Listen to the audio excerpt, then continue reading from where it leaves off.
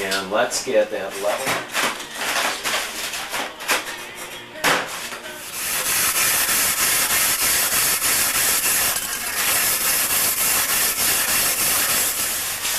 And they're going to go in a circle around there.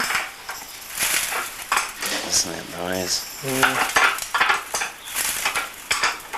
You don't get much better than that. You know, the flip side of that, though, I built a furnace one time at the Pratt. It was a little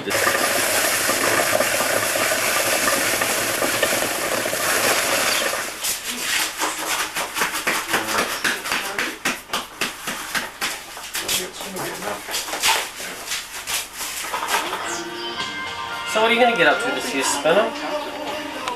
I'm going to build this furnace. Well, that's almost done. I'm just documenting it here. And the thing that facilitates is it allows you to get castable around this and out.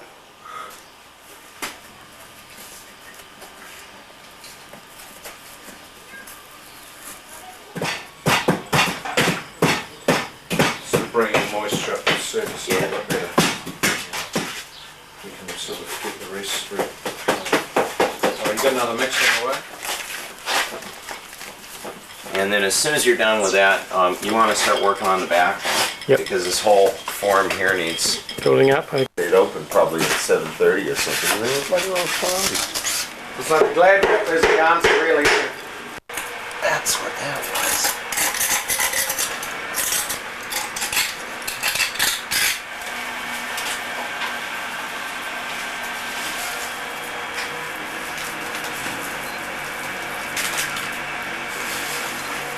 Shape of the burner port.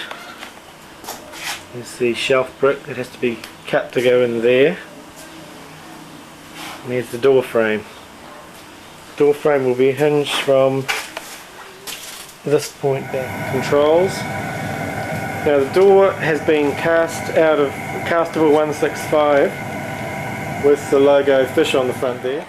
Efficiency. Gas bills. Cheap gas bills. That's the The bottom. first furnace I ever made was an egg-shaped furnace.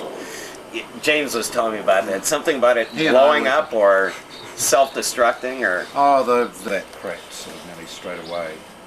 And then we ended up putting square bricks inside a round form, so we had a tank inside there.